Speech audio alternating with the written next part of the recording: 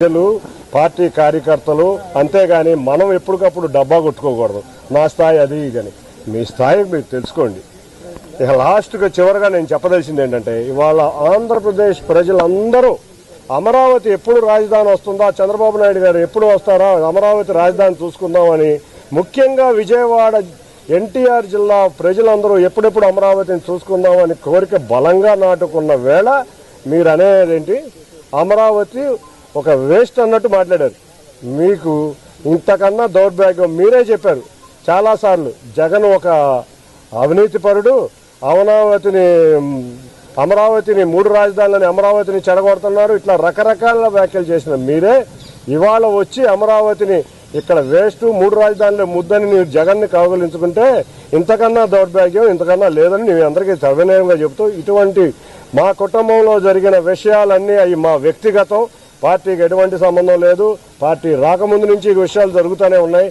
నేను ఏదో సేవా కార్యక్రమాలు చేద్దాం, కరోనా తర్వాత రాష్ట్రం ఇబ్బందుల్లో ఉంది, ప్రజలు ఇబ్బందుల్లో ఉన్నారు, చంద్రబాబు నాయుడు గారు ముఖ్యమంత్రిగా కూడా లేదు, విపత్కర సమయాల్లో చంద్రబాబు నాయుడు గారు యువతకు అసలు ఉద్యోగాలు లేవు అని నేను ప్రజలకు సేవ చేద్దాం, ఎంతో కొంత నేను సంపాదించిన దాంట్లో ఎంతో కొంత ప్రజల సేవా కార్యక్రమంలో నిమగ్నమై వచ్చానని చెప్తున్నా. ఏ రోజు నేను ఎంపీ కింద నిలుచుంటానని అనలేదు, ఏ రోజు మీతో గొడవ ఉందని అనలేదు. మీరు పలుమార్లు మీడియాల్లో నన్ను చులకనగా మాట్లాడినా కూడా కుటుంబ బాధ్యత కింద నేను ఎక్కడా కూడా విస్మరించకుండా నేను అనేది ఇంతవరకు చెప్పలేదు. కానీ మా ప్రజలు కానీ మా కార్యకర్తలు కానీ ఇవాళ మా తెలుగుదేశం కుటుంబం కానీ మీరు చంద్రబాబు నాయుడు గారిని లేకపోతే తెలుగుదేశం పార్టీని లేకపోతే తెలుగుదేశం కార్యకర్తలు తెలుగుదేశం సంస్థాగతంగా నిర్మించుకున్న పార్టీని మీరు విమర్శిస్తుంటే ఎవరో ఊరుకోరు. మీకు హెచ్చరిస్తున్నాను, తప్పక దీనికి శాస్తి అనుభవిస్తారు. ఇప్పటికైనా ఇటువంటి వ్యాఖ్యలు చేయరాదని మీ అందరి ముందు విన్నవించుకుంటున్నాను.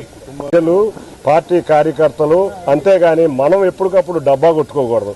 నా స్థాయి అది కానీ మీ స్థాయి మీరు తెలుసుకోండి.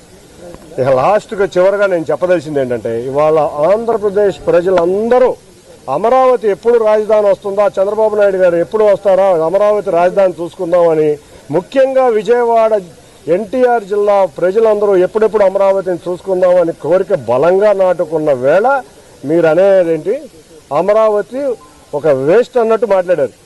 మీకు ఇంతకన్నా దౌర్భాగ్యం మీరే చెప్పారు చాలాసార్లు. జగన్ ఒక అవినీతిపరుడు, అమరావతిని 3 రాజధానులని అమరావతిని చెడగొడుతున్నారు, ఇట్లా రకరకాల వ్యాఖ్యలు చేసిన మీరే ఇవాళ వచ్చి అమరావతిని ఇక్కడ వేస్ట్ 3 రాజధానుల ముద్దని మీరు జగన్ని కౌగిలించుకుంటే ఇంతకన్నా దౌర్భాగ్యం ఇంతకన్నా లేదని నేను అందరికీ సవినయంగా చెబుతూ, ఇటువంటి మా కుటుంబంలో జరిగిన విషయాలన్నీ అవి మా వ్యక్తిగతం, పార్టీకి ఎటువంటి సంబంధం లేదు. పార్టీ రాకముందు నుంచి ఈ విషయాలు జరుగుతూనే ఉన్నాయి.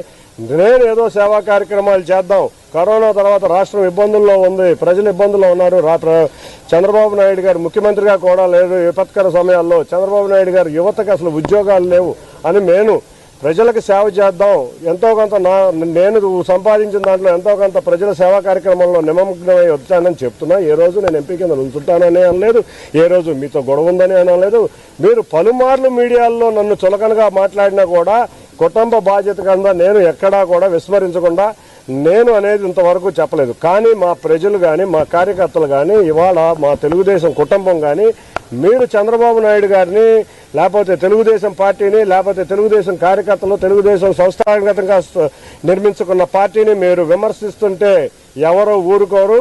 మీకు హెచ్చరిస్తున్నాను, తప్పక దీనికి శాస్తి అనుభవిస్తారు. ఇప్పటికైనా ఇటువంటి వ్యాఖ్యలు చేయరాదని మీ అందరి ముందు విన్నవించుకుంటున్నాను.